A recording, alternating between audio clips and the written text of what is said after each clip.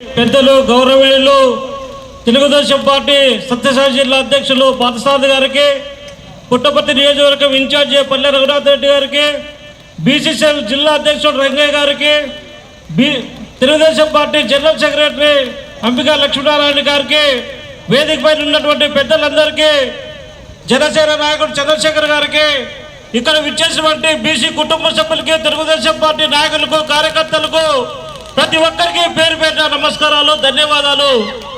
ఈరోజు రాష్ట్ర వ్యాప్తంగా జయహో బీసీ కార్యక్రమము నిర్వహించడం తెలుగుదేశం పార్టీ యొక్క ముఖ్య ఉద్దేశం పెట్టుకొని కార్యక్రమం నిర్వహిస్తున్నారు.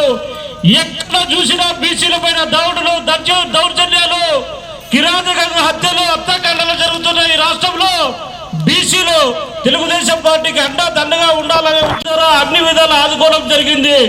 ఆధునిక పనిముట్లు కేటాయించడం జరిగింది. తర్వాత ఆధునిక పనిముట్లు ఇవ్వడం జరిగింది. అన్ని బీసీ కులాలకు, రజకులకు, నాయ బ్రాహ్మణులకు, వాల్మీకులకు, కురవలకు అందరికీ ఆధునిక పనిముట్లు ఇచ్చి, ఆధునిక పనిముట్లు ఇచ్చి అన్ని విధాలు ఆదుకోవడం జరిగింది.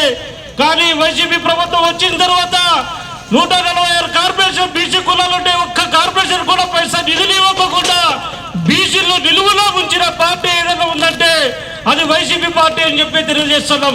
కాబట్టి సోదరులారా, బీసీలంతా ఐక్యమై రానున్న రోజుల్లో తెలుగుదేశం పార్టీ ఎగరేద్దాం.